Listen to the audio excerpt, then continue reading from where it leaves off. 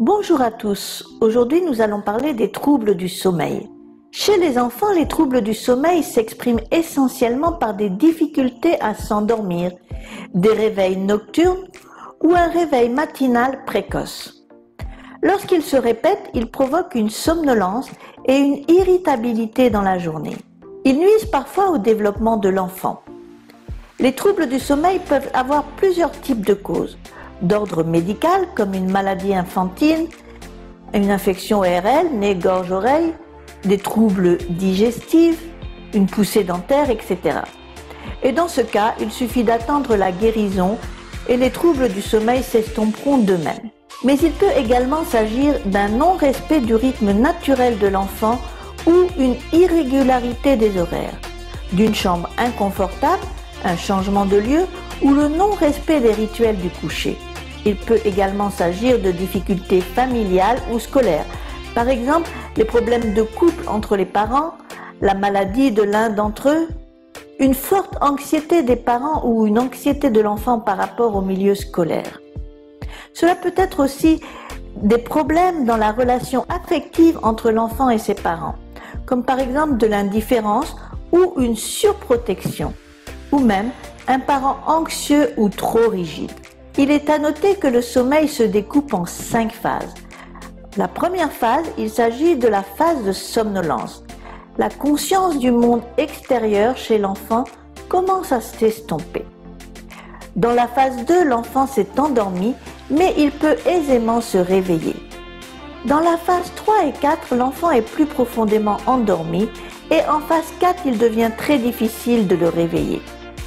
Et dans la phase 5, que l'on nomme le sommeil paradoxal, c'est un état totalement différent, associé au rêve. Durant le sommeil de l'enfant, tant sa respiration que son rythme cardiaque deviennent irréguliers. Le manque de sommeil chez l'enfant le rend irritable. Il manque d'attention, de concentration et se sent stressé.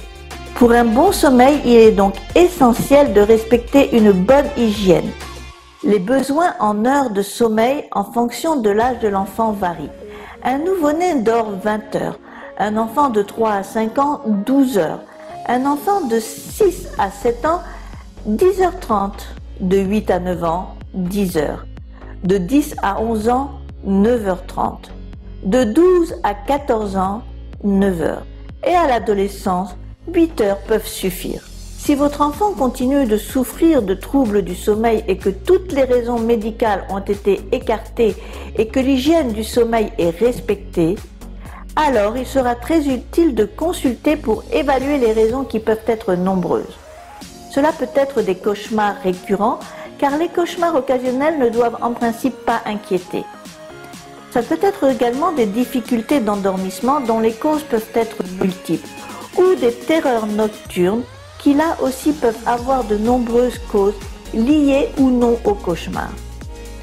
Il convient donc de désamorcer toutes ces raisons par un travail thérapeutique et bénéfique pour permettre à l'enfant de retrouver un sommeil paisible, indispensable à sa croissance physique, émotionnelle, intellectuelle et psychologique. L'hypnose est une thérapie brève particulièrement adaptée aux enfants.